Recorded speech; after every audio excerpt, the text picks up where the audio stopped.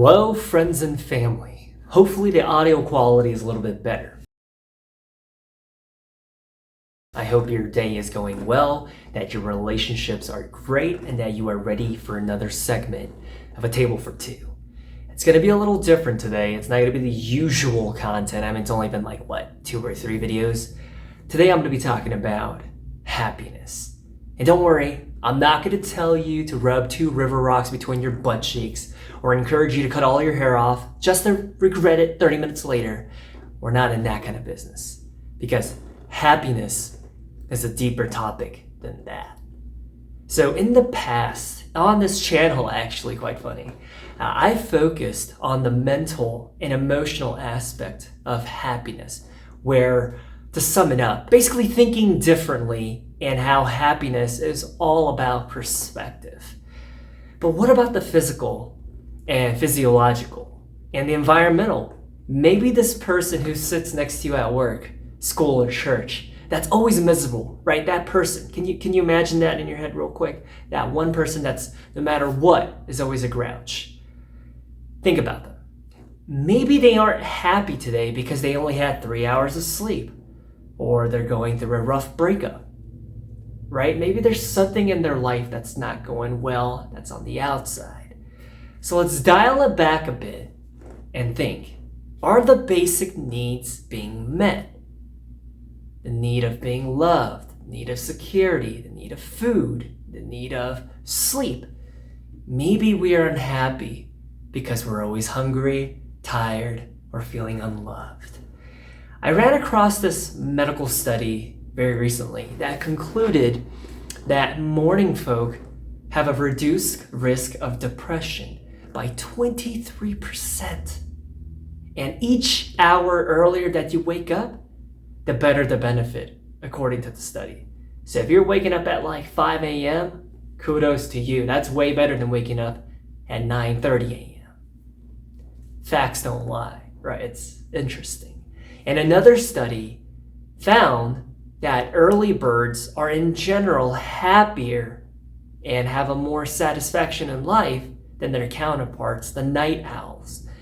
Night owls are people that feel more productive from 11 p.m. to 4 a.m. You know what I'm talking about, the ones who love to go to sleep late, wake up late, and etc. Maybe they don't love doing it, but it's just the way that their body is registered to do. Night owls, according to the study, tend to be more cranky, more groggy, more tired, and are sad in general.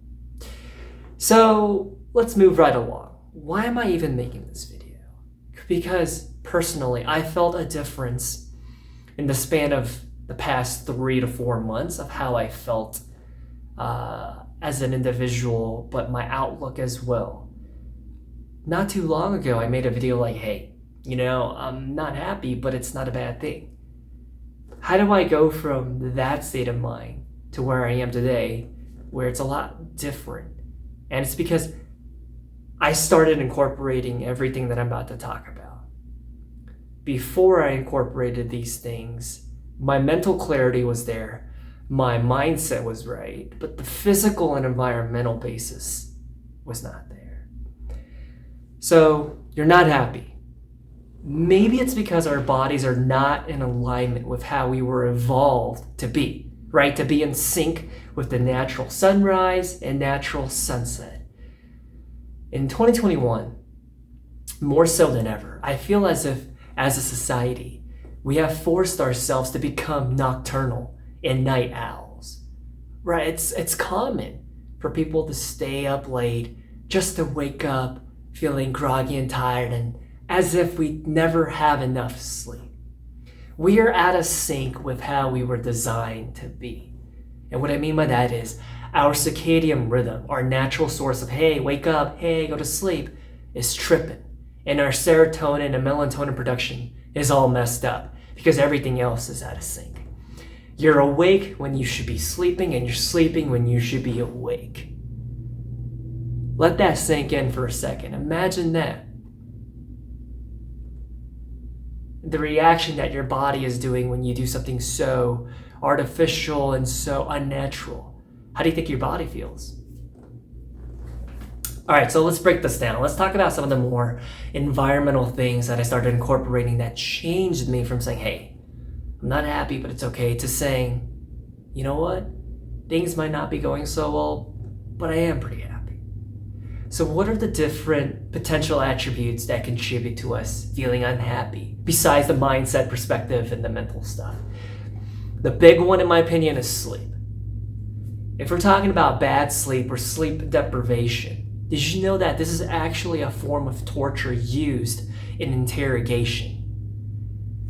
They literally don't allow the suspect to sleep, to torture them, to get them to talk. So why are you allowing yourself to go through this form of torture day in, day out, week after week, month after month? You're torturing yourself, right? And I've heard it all before. Some people, they only need 5 hours. Just because your ex-boyfriend only needed 5 hours, it doesn't mean that you only need 5 hours. Everyone is different. He ain't you. So if you're walking around feeling groggy all day, you probably need more sleep, right? Maybe even 7 or 8 hours of sleep. It really depends. Any less than what you actually need, say you actually need 7 hours and you give yourself only 5 hours, your brain and mental clarity is not going to be prepared to handle all the farts that life will blow at you. Like, do you resonate with what I'm saying? Does that make sense? Like, if you need this much break and you're not giving it that much break and instead you're giving it this much break, how do you think your body's going to react? And the next thing that I want to talk about is the nature, the sun. Now, I recently moved somewhere where around me is an adequate source of sunlight, right? When's the last time that you really got fresh air or spent some time under a tree or by the lake or on top of the mountains overlooking a city? The point that I'm trying to get at is, along with your sleep cycle aligning with our natural circadian rhythm, the natural light exposure that we see day to day, and I'm not talking about tanning and basking underneath the sun, even just seeing the natural sunlight or a light source behind a window in the shade, yes, even if you're in the shade, that is good enough and inherently will allow your body's natural circadian rhythm to operate the way it's designed to do, right? People who are deprived of this, like when I think of folks that live in Alaska, right, that see nighttime like 9 months out of the year, they hit hard by something called seasonal affective disorder, which is essentially a depression that is onset by being in the dark. Seasonal reasons, rain all the time. I know folks in Seattle deal with this as well. So if you have the ability to, try to at least look out the window often, or put your desk near the window, or go for a walk. Just don't. I used to do this all the time. I used to sit there in the dark with all the lights off. It's a military thing where I hated the lights. But I realized that's just not good for me. So make sure you get an adequate source of light. And the next thing is, are we eating right? I need some water. My hair is growing pretty fast, isn't it? Buzzed it down to like a 2 on a clipper, which is like a 1/4 of an inch or something like that. And now here we are. But what's going into your body, right? Is it good for you or bad for you? When we are kids, like when we're in our youth, we don't really know the difference, right? And we're confused as to why mom is saying no to another Oreo cookie. But the older we get, we start to understand that consuming a lot of sugar or consuming a lot of artificial this and that, we know that it's not good, right? So the question that I'm trying to ask you is, are we feeding our body the fuel that it needs to thrive and to excel and to be great? Or are we giving it junk that is harmful for us, that is perpetuating and encouraging diabetes, etc.? So just cleaning up the diet a little bit will help a lot. And I say this because 3 years ago, I literally would get a box of honey buns. I think there's like 8 in a box. And I would eat all of it in one sitting and then get another box and eat all of it. There was a point in time where I just stopped caring, saying, what's the point? What's the use? And when I think about, correlation is not causation, but everything that I'm talking about, every single time that I felt like I was going through a season of depression or sadness, it's a time where I just wasn't eating right, I wasn't sleeping right, and I wasn't seeing the light. And everything else on this list to supplement what I'm talking about. The next thing is working out. When I was super sad, I wasn't working out. So working out, it's crazy, right? To fathom and to think about how big of an influence that fitness has on my mood. I don't know about you, but when I become a couch potato, it's nice for the first 48 hours. But then after that, I start feeling lazy. I start feeling unmotivated. I start feeling useless. I start feeling weak. When I stopped working out for 2 years, not too long ago, I felt bad. And I felt bad because I looked bad. And I felt sad. It all like supports one another. Like, you don't need to work out. What's the point of working out? Just enjoy yourself. And I let myself go. And, I digress. I'll get back on topic. Are we allocating 15 to 30 minutes a day for exercising, or do we consider the walk to throw away our trash, our fitness, the day? And as I make this video, I'm genuinely scared. I'm nervous because now that a lot of schools and work are now work from home, I'm scared that this is going to encourage bad behaviors and allow people with lazy tendencies to manifest itself. And I hope that I'm wrong. I genuinely hope that I'm wrong. Because on the other side is, I hope people realize now that they have the flexibility and the freedom to work out whenever and anytime, like 5 minutes between breaks or like between meetings, you can knock out 100 bodyweight squats, right? I'm currently on week 3 of going back in the gym, and let me tell you, it's been a struggle. I'm genuinely the smallest and the weakest guy in the room. But the progress that I'm seeing is super encouraging and motivating. And that's why I'm not giving up, because I'm only on week 3. You can't see results like that. Instant gratification is not a part of my vocabulary. And whenever it has been, my life is not going well. But fitness, even if you can't really work out, this might even mean working out your mindset, working out and doing yoga, or if you're in a wheelchair, at least doing some sit-ups while sitting. Just anything, doing some pull-ups. Give your body some form of resistance and overcome it and actualize the boost in your self-esteem by saying, wow, I didn't think that I could do 10 push-ups, and now here I am today doing 11 push-ups. Something like that, right? And the next thing is, this is something that I gotta work on right now. Are we breathing right? Or are we letting our reptilian brain automatically give us shallow breaths, right? We're not even thinking about it. But now that I'm talking about it, you are manually breathing because now you're thinking about it. Oxygen, I've learned in the past 5 years, is really crucial. I've always known that it's a source of life, right? If you don't have oxygen, you ain't gonna live. But there's a difference between automatically getting that oxygen that you need and then allowing your body to get the optimized amount by taking full and deep breaths. Because if your body is not getting the right amount and you're just giving it the minimum, it ain't gonna be happy. Your body's gonna be like, we don't have enough to operate at the best level that we can. And fitness correlates with this, because the more you work out, the more that your VO2 and your lungs, the healthier that they get and the better that they are, and the more oxygen that you can take in. But if you're out of shape, all of this is going to be a lot more difficult, right? And I'm not here to body shame or to discriminate against people who are not working out. But what I'm trying to say is that if you do work out, your life can be incrementally better. It's a choice that we make every day.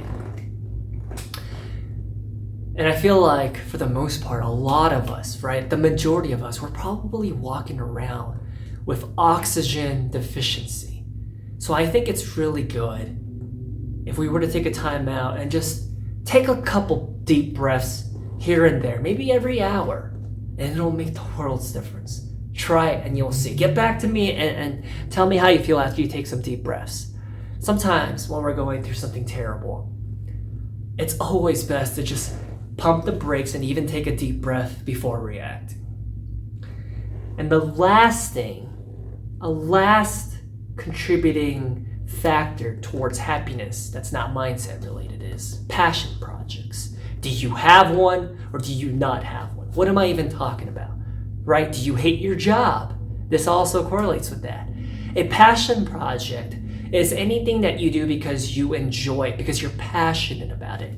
Case in point, I do YouTube because I'm passionate about it. I don't get views, right? I don't have that many subscribers. I don't get that many comments. I do it because I enjoy it.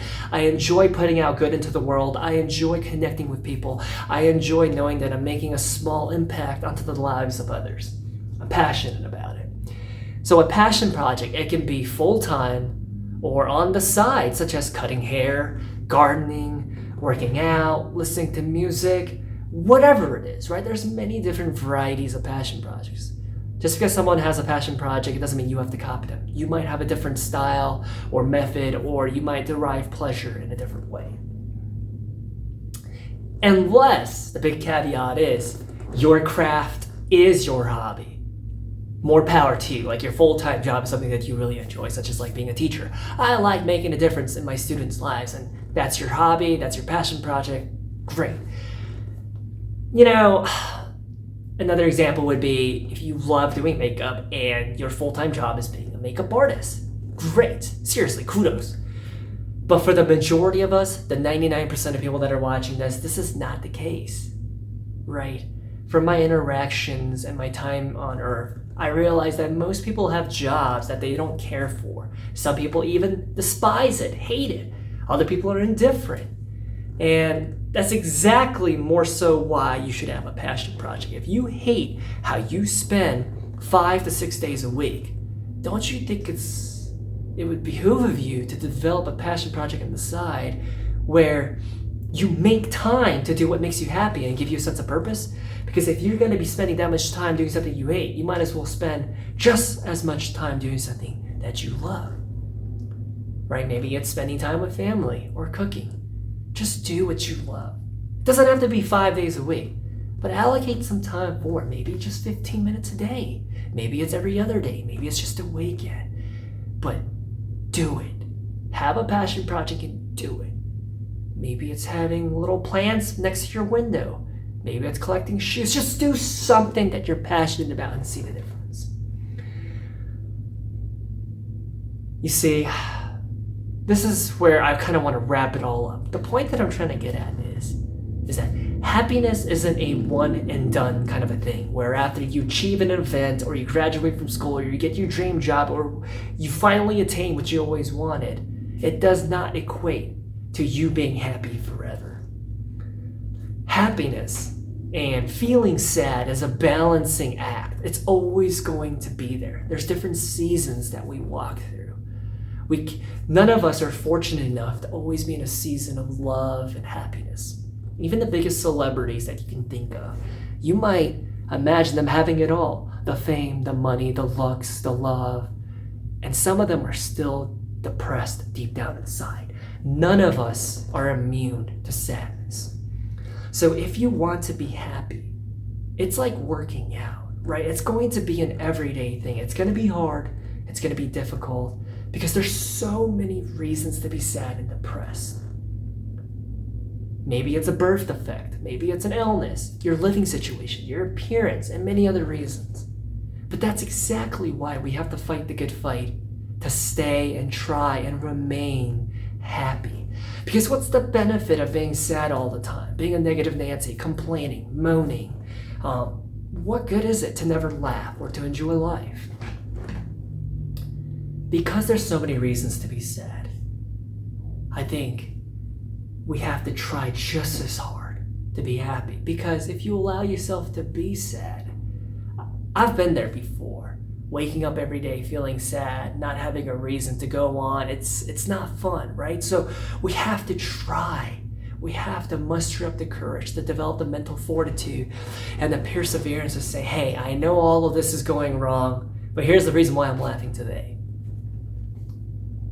You know, there were times in my life where I lived life in an unhappy manner, in times where I lived my life choosing to be happy, because happiness is a conscious decision that we have to make. Choosing to wake up early, choosing to work out, choosing to have a passion project. And there's a huge difference between the two, choosing to be sad and choosing to be happy. Some of us might say that we don't have a choice, and I might even argue that might be a form of depression, something more serious. But if you're choosing to be happy because there's this tiny bit of hope that you hang on to, it changes the entire trajectory of our mindset and our future, our interactions with people, the energy that we bring when we walk into a room. Does it radiate that positivity, that aura?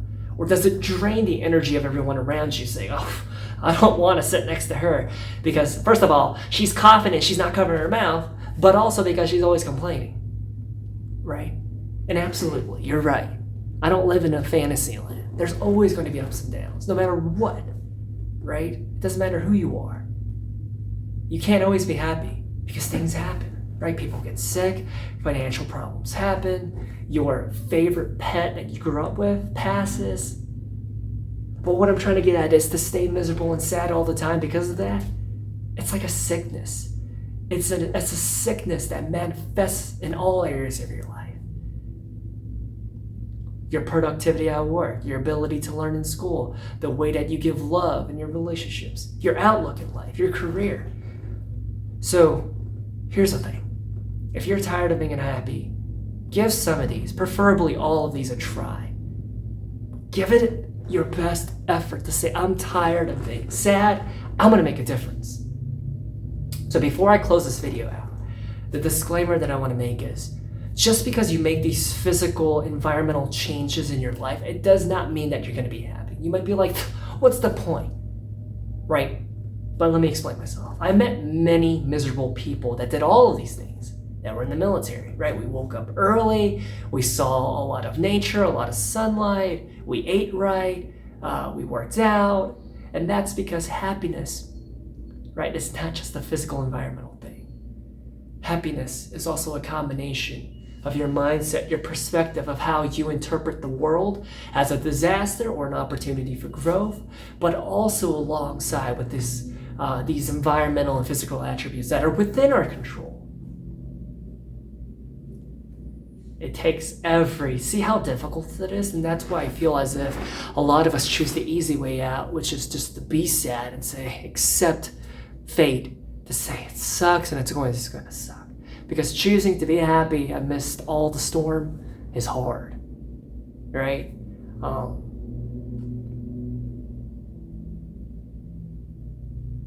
And I think it's really important that we understand that there's a difference between feeling unhappy and being depressed, feeling depressed, going through a season of depression. Don't confuse the two. There's a fine line. You know, sometimes it could be, like when you're depressed, man, it doesn't matter what you do. You could do all these things, and it could still feel like an uphill battle. And that's where, you know, external intervention in the form of therapy, medication, and everything comes into play. But if you're not, like, quote unquote, diagnosed depressed, if you're feeling unhappy, I encourage you, right? Do all of these. And also, I've made videos in the past about thinking your way out of an unhappy mindset. And the one-liner, if I were to sum it up, is it's all about perspective. Whatever that is stressing you out will not mean anything in the grand scheme of things, right? 30 years down the road, do you think it's really going to matter? Do you remember what caused you stress in 7th grade in October in your 3rd class of the day? Do you think any of that really matters today? Right? Back then, whatever that was, probably stressed you the heck out. And it's nothing today, right? And it's really also important that we got to be grateful for what we do have. Perspective. And the reason why I keep saying you should do all these and not just cherry pick this or that is because when you think about dental hygiene, right, you wouldn't just brush the bottom row or just floss the bottom row and just neglect the top row and say, good luck. You do everything, right? You do all of them, right? Right? Well, I hope you do. So until next time, let's be happy. I hope this video helps somebody out there. I just felt like I needed to make it because even in my own life, I saw a huge change from saying, hey, I'm unhappy, but it's okay, to now, today I'm like, you know what? Things might not be going the way that I want, but I'm choosing to be happy by incorporating all of this and changing my mindset, and I am happy. So I hope that you can join me being happy. See ya.